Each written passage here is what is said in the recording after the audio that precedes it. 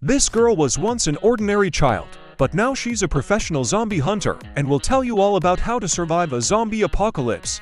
This story begins in 2012. The news reports an emergency, and a terrible epidemic has broken out across the world. A dangerous virus is turning people into hungry and aggressive zombies. The pandemic has spiraled out of control, and the government is taking measures to isolate the infected. Riots are erupting in the streets. The government sends in troops to restore order. A little boy is watching cartoons, but the television suddenly stops working. The boy is very upset and searches everywhere for his mother. His older sister, Abigail, is frightening him. The children's father calls and asks them and their mother to urgently go to Aunt Carrie's. Their mother quickly packs her things and leads the children to the car. At that moment, zombies rush at the woman, and Abigail hides in terror under a car. Unfortunately, her brother doesn't make it in time. Soon, Abigail's mother turns into a zombie and crawls toward the girl. The baby is saved by a police officer named Cassius. He asks Abigail to close her eyes and ears, and he dispatches the zombies. 10 years pass. The cities have become virtually deserted and destroyed. Abigail has grown into a stern teenager. Cassius teaches her how to use weapons, and Abigail excels. She learned a lot to survive in such conditions. Our heroes want to reach the seashore and start a new life. In the middle of the night, they have to fight another zombie. Cassius says he's a scout, and they immediately pack up to continue their journey. Cassius and Abigail travel on horseback, and during short rest periods, they regularly train to improve their strength and endurance. Soon, they climb a hill, and an SUV is parked below. The driver is attacked by a pair of zombies. Cassius and Abigail fight off the monsters, but one of them manages to bite the driver. Our heroes descend the hill. While Abigail searches the car, Cassius puts an end to the driver's suffering and takes his shoes. A group of people in 3 cars approaches our heroes. They mistake Cassius and Abigail for looters and want to punish them for it. Our heroes also grab their weapons. A pregnant woman gets out of the car and demands everyone calm down. The horses start to fidget, and zombies rush from all directions. There's a whole crowd of them here. Some are hiding in cars, while others are desperately firing back. Their ammo is quickly running out, and Cassius and Abigail are forced into hand-to-hand combat. The zombies kill all of the pregnant woman's companions except for her and her husband.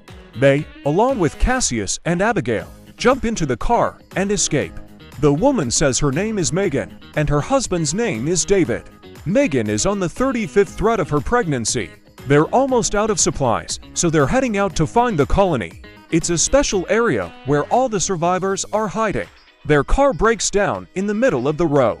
They are forced to continue their journey on foot. They make their way through the devastated ruins of some city. There, our heroes find an abandoned hospital. But it's not the most reliable shelter, and they have to move on. They decide to spend the night in an abandoned school building. Cassius and Abigail go first, to eliminate any threat if necessary. This pair are true zombie hunters. However, there are no monsters here. That evening, the people finish off the last of their supplies and tell each other stories of their past lives before the zombies arrived. Cassius doesn't want to go to the colony, but Abigail insists they help Megan and David and go with them. Eventually, Cassius agrees. Megan and David's companions eventually turn into zombies and set out to hunt down the living to exact revenge. During the day, Abigail notices a suspicious noise. It's the zombies.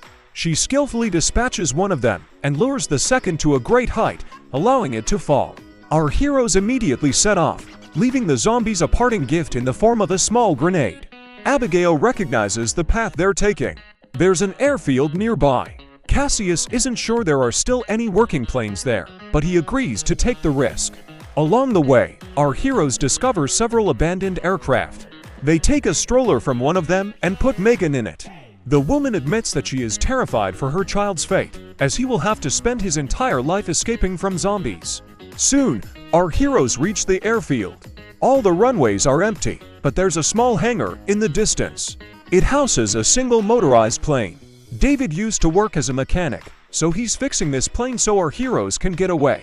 Abigail remembers that her father was a pilot and often brought her to this airfield. She tells Cassius about this. Meanwhile, a crowd of zombies approaches the airport.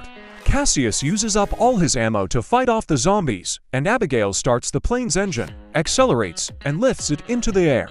Incidentally, these zombies are incredibly fast. Normal people can't run that fast. The problem is that David didn't have time to fully repair the plane, and soon the engine fails. They're forced to make an emergency landing right in the middle of a dense forest. Amazingly, all our heroes survive the crash without even suffering serious injuries. They have to walk again, this time along railroad tracks and old abandoned train cars. They decide to spend the night in one of the hangars. In the middle of the night, strange sounds are heard. Cassius visits Megan and helps her open a can. He confesses that he's lost his wife and all his friends, and Abigail is the only loved one he has left.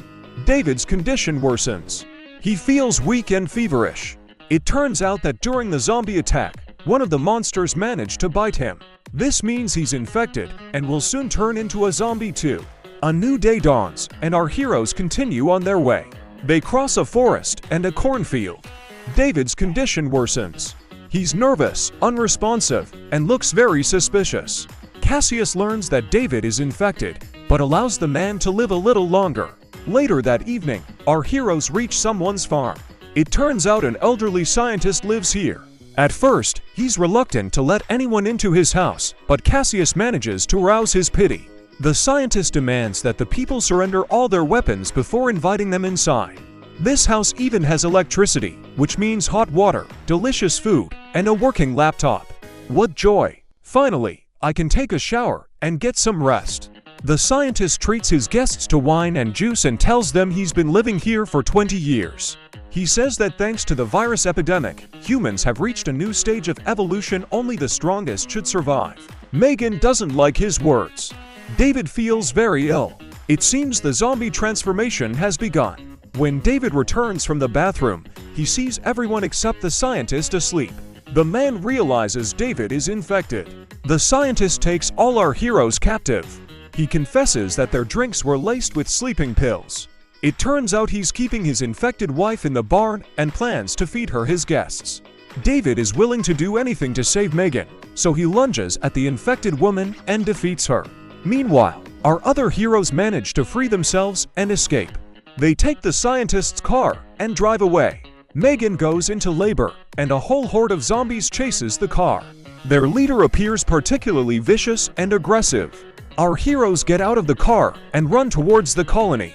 Running low on ammunition, David decides to sacrifice himself to hold off the zombies. He destroys several of them, but dies in a fight with their leader. Cassius, Megan, and Abigail reach the colony gates. They plead for help. The guards rescue our heroes and let them inside. And here's the legendary Quiet Zone. Megan gives birth right here. The colony is on a barge on the river. Cassius and Abigail meet the local leader, George, and realize this isn't the safest place, as it has its own rules and isn't exactly welcoming to strangers. Cassius is ready to move on, but Abigail doesn't want to leave the colony. Cassius learns that Megan's birth was seriously complicated and she won't survive, but her daughter is fine. In her final moments, Megan names her baby Hope and asks Cassius to take care of her. A local woman feeds the newborn girl milk from a bottle. We learn that the scientist who intended to feed our heroes to his wife survived. He wanders the city, using his invention, which resembles a dog whistle, to control all the zombies. Arm wrestling competitions are held on the barge, and a disco is held for the young people. Abigail has never seen anything like it in her life. Meanwhile, Cassius is sitting in his room with Megan's baby. Abigail is taking a stroll with her new acquaintance and learns that the barge is mined in case of a zombie infiltration. She is also told about a secret tunnel running beneath the riverbed. It connects the barge and the city. The mad scientist reaches the barge and orders the zombies to attack it. The colony is threatened, and some of the inhabitants quickly turn into zombies. The survivors are running low on ammunition and need to quickly escape through the underground tunnel. Cassius gives the child to a local woman and runs off to find Abigail. Meanwhile, the zombies continue to rampage. Cassius and Abigail find each other and fight off a horde of zombies together. The mad scientist finds Cassius and attacks him. Our hero sabotages his zombie control device, and the zombies the scientist previously controlled now attack him. Soon, Abigail is attacked by the zombie leader. She recognizes him with horror as her father. They run to the tunnel. The colony's inhabitants blow up the barge, along with all the zombies. Cassius and Abigail manage to escape through an underground tunnel. We see that the colony's leader has managed to be bitten by one of the zombies. The man doesn't have time to transform into a monster before the zombie leader attacks him. Cassius engages him in hand-to-hand combat and nearly loses. But Abigail uses her revolver and saves him. The man is wounded, but alive and uninfected. Megan's baby is also fine. The humans have won. But what to do next? Abigail replies that they need to find a new home